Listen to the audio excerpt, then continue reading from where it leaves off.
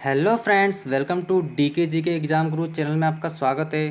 दोस्तों, हमारे चैनल पे उत्तराखंड की टेस्ट सीरीज चल रही है जो आपके अपकमिंग एग्ज़ाम कनिक सहायक, व्यक्तित्व सहायक, अमीन जो भी पोस्टें आई हैं जो कि SSC द्वारा, जिसमें उत्तराखंड पूछी जाती है, तो उसके लिए इम्पोर्टेंट साबित होंगे। तो चलिए शुरू करते हैं टेस्ट। इससे पहले 6 टेस्ट अपलोड हो चुके हैं, आज ये 7वां टेस्ट है। ठीक है दोस्तों, 7वां टेस्ट। तो चलिए स्टार्ट करते हैं टेस्ट। राज्यों में मंदिरों में प्रयुक्त ताल है, इनमें से कौन सी ताल का यूज होता है मंदिरों में, बताइए।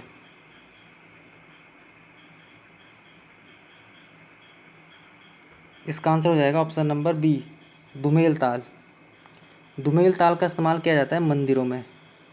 धुमेल ताल यानी देवों की उपासना में इस ताल का यूज किया जाता है। ठीक है, तो आंसर क्या हो जाएगा, ऑप्शन नंबर बी। अगर रहमानी ताल की बात करें तो ये आपके विवाह उत्सव में इसका यूज होता है। ठीक है, जो पहाड़ों में शादियाँ होती है ना, तो वहाँ पे आपको ये ताल देखने को मिलेगा, रहमानी ताल। तो इसका आंसर क्या हो जाएगा, ऑप्शन नंबर बी, धुमेल ताल। यहाँ पे लिखा है ढोल। ढोल हमारा राजकीय यंत्र है और इसे 2015 में घोषित किया गया है। ठीक है, राजकीय यंत्र। चलिए, इसका आंसर हो जाएगा ऑप्शन नंबर बी, धुमेल ताल। हमारे देश को हजारों बछेंद्री पाल की जरूरत है, यह कथन किसका है। इसका आंसर हो जाएगा ऑप्शन नंबर ए, इंदिरा गांधी का। ठीक है, इंदिरा गांधी का कथन है ये, हमारे देश को हजारों बछेंद्री पाल की ज़रूरत है। आपको तो पता ही है, बछेंद्री पाल ने माउंट एवरेस्ट पर चढ़ाई की थी 1984 में। तो इंदिरा गांधी जी ने ये बात कही थी कि बछेंद्री पाल को हमारे देश की ज़रूरत है, मतलब हमारे देश को हजारों बछेंद्री पाल की ज़रूरत है। बछेंद्री पाल की बात करूँ तो इनका जन्म हुआ था 1954 में। ठीक है, 1954 में उत्तरकाशी के नाकुरी गांव में। चलिए, इसका आंसर हो जाएगा ऑप्शन नंबर ए, इंदिरा गांधी।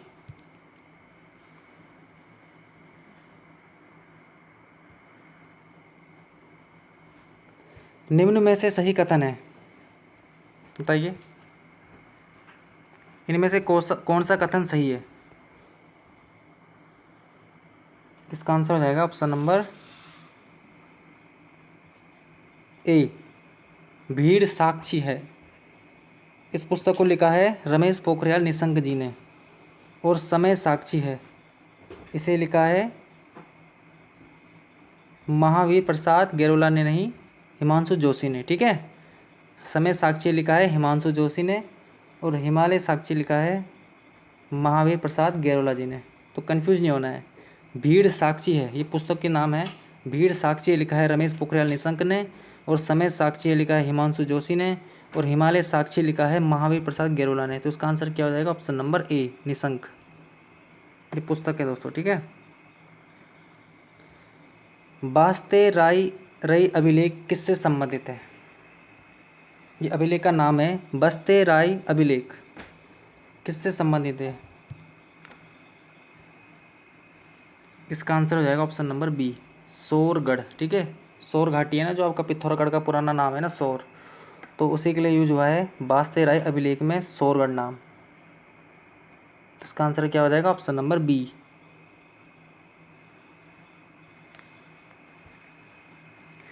तड़ाक ताल में भीम द्वारा कितनी सुरंगें बनाई गई थी। तड़ाक ताल अल्मोड़ा में है ना, इसे तारा ताल भी कहते हैं। तो बताइए, तड़ाक ताल में भीम द्वारा कितने सुरंगें बनाई गई थी। इसका आंसर हो जाएगा ऑप्शन नंबर डी, 5। ठीक है, 5 सुरंगें बनाई गई थी भीमों द्वारा। इसे तारा ताल भी कहते हैं, अल्मोड़ा में स्थित है तारा ताल।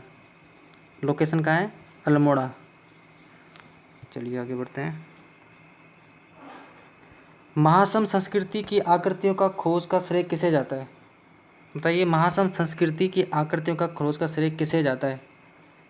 इसका आंसर हो जाएगा ऑप्शन नंबर सी, रिवेट कार्नाक को। 1877 में इन्होंने खोज की थी महासम संस्कृति की। ये आकृतियाँ आपको मिलेगी द्वाराहाट में, अल्मोड़ा में है ना द्वाराहाट, वहाँ पे है चंद्रेश्वर मंदिर। चंद्रेश्वर मंदिर के निकट ही आपको महासम संस्कृतियाँ मिलेगी, जिसकी खोज की रिवेट कॉर्नॉक ने 1877 में। तो इसका आंसर हो जाएगा ऑप्शन नंबर सी, रिवेट कॉर्नॉक।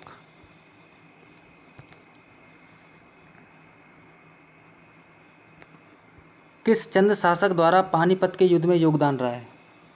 बताइए, किस चंद शासक का पानीपत के युद्ध में योगदान रहा है? इसका आंसर हो जाएगा ऑप्शन नंबर बी, दीपचंद का। ठीक है, चंद वंश का शासक है दीपचंद। तो इन्होंने मुगलों की सहायता के लिए 4000 सैनिकों को पानीपत के युद्ध में भेजा था, 4000 सैनिकों को। ठीक है, आपको तो पता ही है, पानीपत का तृतीय युद्ध चल रहा था 1761 में, तो उस समय इन्होंने सहायता की थी मुगलों की तरफ से। ठीक है, और पानीपत का तृतीय युद्ध हुआ था 1761 में मराठों और अहमद शाह अब्दाली के बीच में ना। तो उसका आंसर क्या है? Option number B, Deepchand. 4000 सैनिक भेजे थे इन्होंने। राज्य में जहाल से क्या तात्पर्य है? इसका आंसर हो जाएगा ऑप्शन नंबर ए, एक प्रकार का वाद्य यंत्र है जहाल। ठीक है, और ये कांसे की धातु से बना है, कांसा से बना है। ठीक है, कांसा से। अगर धातु भी पूछ लेता है एग्जाम में तो ये बना है कांसा से। ठीक है, एक प्रकार का वाद्य यंत्र है झाल। तो ए आंसर हो जाएगा इसका।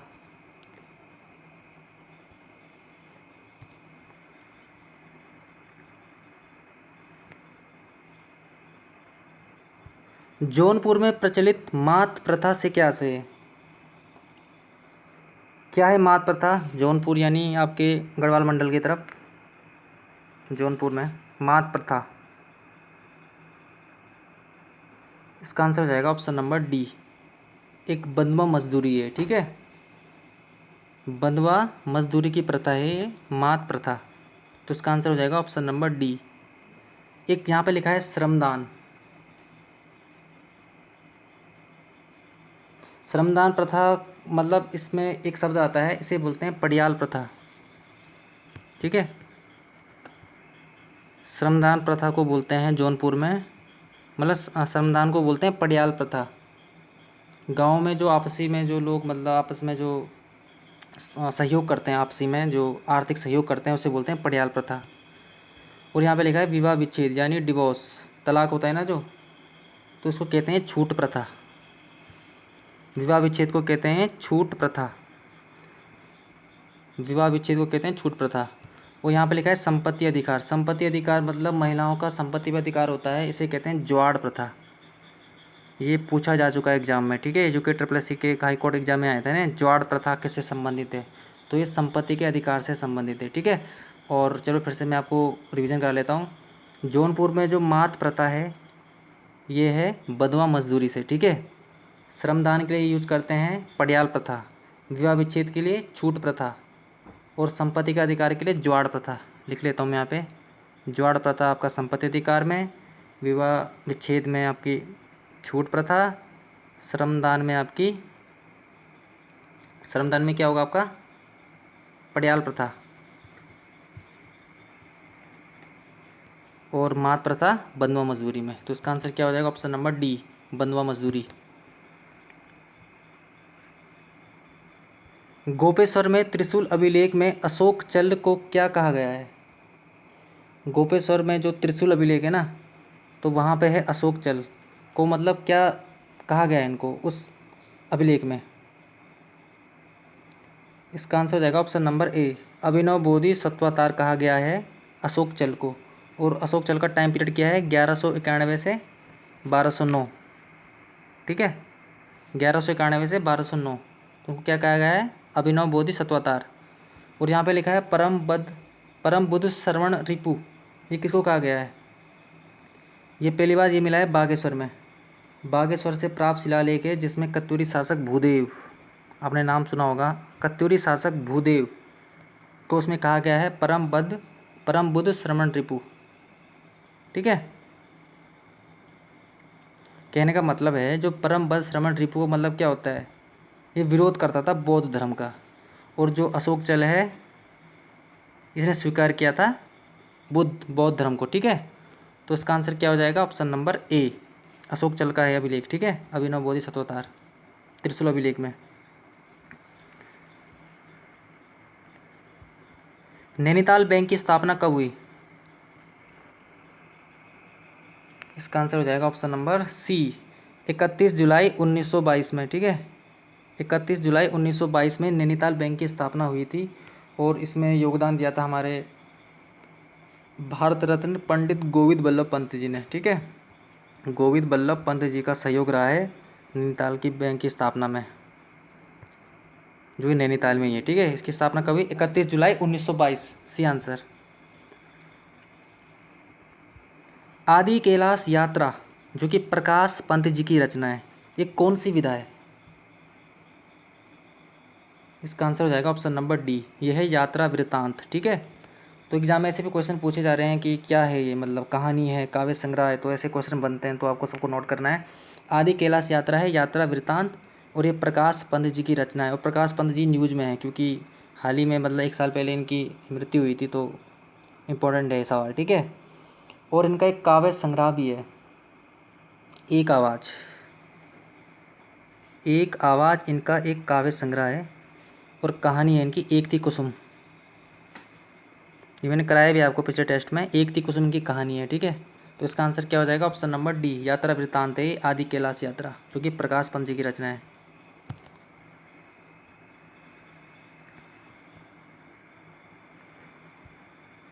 पहाड़ का गांधी कहा जाता है? ये तो बहुत आसान क्वेश्चन है दोस्तों, बताइए पहाड़ का गांधी किसे कहा जाता है? इसका आंसर है बी, इंद्रमणि बडोनी जी को। दोस्तों मैं बताना चाहूँ, इसमें मैंने लिखा है जसवंत सिंह बिष्ट, इनको भी पहाड़ का गांधी कहा जाता है। ठीक है, इनको भी कहा जाता है पहाड़ का गांधी।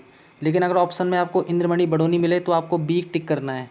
अगर इंद्रमणि बडोनी टिक अगर ऑप्शन में ना आए तो आपको लगाना है जसवंत सिंह बिष्ट। ठीक है, तो इन दोनों को ही कहा जाता है वैसे पहाड़ का गांधी, पर इसमें मोस्ट आंसर होगा इंद्रमणि बडोनी। और यहाँ पे लिखा है मैंने बाबा काशीराम, इनको कहा जाता है पहाड़ी गांधी, पहाड़ी गांधी। ठीक है, पहाड़ी गांधी है बाबा काशीराम, और पहाड़ का गांधी है जसवंत सिंह बिष्ट भी और इंद्रमणि बडोनी भी। लेकिन आंसर क्या है हमारे इसमें? Option B. इंद्रमणि बडोनी की बात करें तो इनका जन्म हुआ था 1924 में। ठीक है, 1924 में इनका जन्म हुआ था जखोली अखोड़ी गांव टिहरी गढ़वाल में। टिहरी गढ़वाल में पड़ता है आपका जखोली गांव। ठीक है, और इनके पिता का नाम था सुरेशानंद बडोनी जी।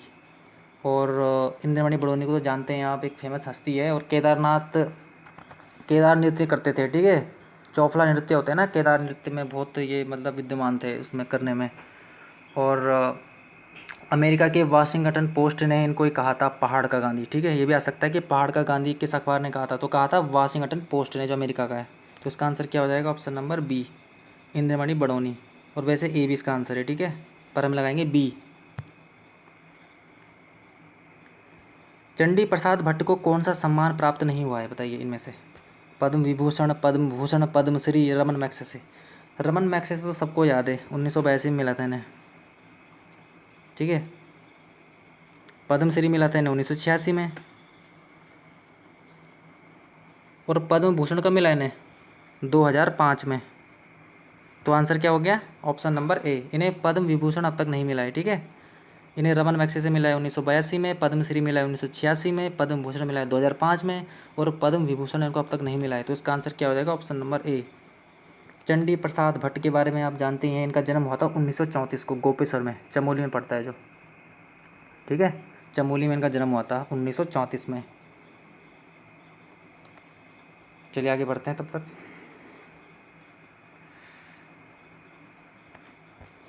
1924 में किनके प्रयासों से बद्रीनाथ मंदिर समिति का गठन हुआ? इसका आंसर हो जाएगा ऑप्शन नंबर ए, अनुसुईया प्रसाद बहुगुणा जी के प्रयासों से ही बद्रीनाथ मंदिर समिति का गठन हुआ था 1924 में। और इसके पहले अध्यक्ष बने थे doctor sir Matiram. Doctor sir Matiram इसके अध्यक्ष थे। ठीक है, बद्रीनाथ मंदिर समिति के। इसका श्रेय जाता है अनुसुईया प्रसाद बहुगुणा जी को। इनका जन्म हुआ था 1864 में। ठीक है, नंदप्रयाग चमोली में। और इन्हें गढ़ केसरी भी कहते हैं। ठीक है, गढ़ केसरी। गढ़ केसरी किसका उपनाम है? अनुसुईया प्रसाद बहुगुणा जी का। तो इसका आंसर क्या हो जाएगा? ऑप्शन नंबर ए। चौथान पाटा किसका प्राचीन नाम है? चौथान पाटा।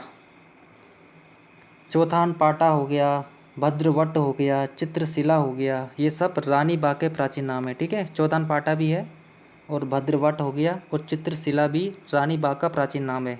और लैंसडाउन का क्या है, कालों का डांडा, बाजपुर का मुंडियों का परगना, चक्राता का एक चक्रा। ठीक है, तो इसमें आंसर हो जाएगा ऑप्शन नंबर ए, रानी बाग। तीलू रोतेली की मृत्यु कहाँ हुई थी?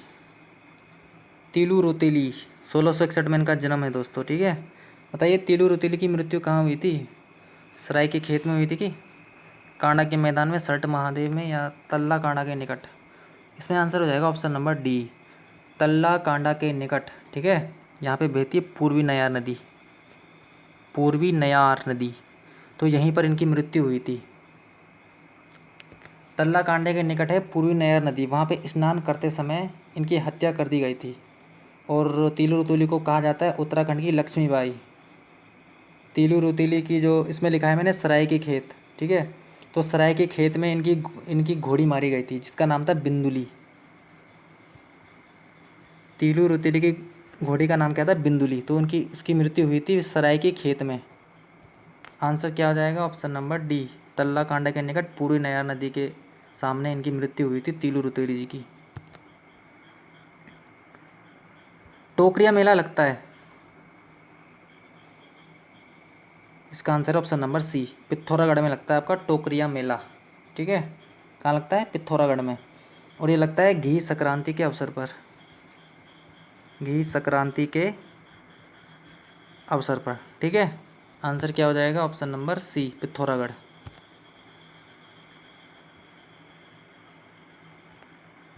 किस कमिश्नर के समय न्यायिक समीक्षा के लिए पी वेली आया था? ठीक है, एक ये मतलब कह सकते हैं जांच करने के लिए कमीशन बिठाया गया था, पी वेली आया था जब, किस टाइम पे आया था ये? किसका टाइम चल रहा था? किस ब्रिटिश कमिश्नर का टाइम चल रहा था उस समय? बताइए इसका आंसर। इसका आंसर हो जाएगा ऑप्शन नंबर बी, सी, हेनरी रैमजे। हेनरी रैमजे के टाइम पे आया था न्यायिक समीक्षा के लिए पी वेली। ठीक है, उस समय कौन था? Henry Ramsay. और यहाँ लिखा है मैंने जॉर्ज गोवन, इसके टाइम पे भी एक प्रशासक आया था जिसने जांच की थी इसमें, इसका नाम था पी बर्ड। ठीक है, मिस्टर होगा, मिस्टर बर्ड। ठीक है, पी बर्ड कहाँ से? पी बर्ड तो पी वैली है ना। हाँ, मिस्टर बर्ड आया था जॉर्ज गोवन के टाइम पे जांच करने के लिए। ठीक है, और यहाँ पे लिखा है मैंने तीसरा ट्रेल, इसके टाइम पे आया था मिस्टर ग्लेन। विलियम ट्रेल के टाइम पे आया था जांच करने के लिए मिस्टर ग्लेन। ठीक है, तो इसका आंसर क्या हो जाएगा? Option number C, Henry Ramsay. ठीक है, तो न्यायिक समीक्षा के लिए पी वेली आया था हेनरी रैमजे के टाइम पे, और जॉर्ज गोवन के टाइम पे आया था मिस्टर बर्ड, और ट्रेल के सामने आया था मिस्टर ग्लेन। ठीक है, इसका आंसर है सी, हेनरी रैमजे। कुमाऊं का बेताज बादशाह कहा जाता है हेनरी रैमजे को। नैनीताल में थाना की स्थापना कब हुई? नैनीताल में थाने की स्थापना कब हुई? 1837 में तो अल्मोड़ा थाने की स्थापना हुई थी। इसका आंसर हो जाएगा ऑप्शन नंबर बी, 1843 में हुई थी नैनीताल थाने की स्थापना। और नैनीताल जेल की स्थापना हुई थी 1902 में।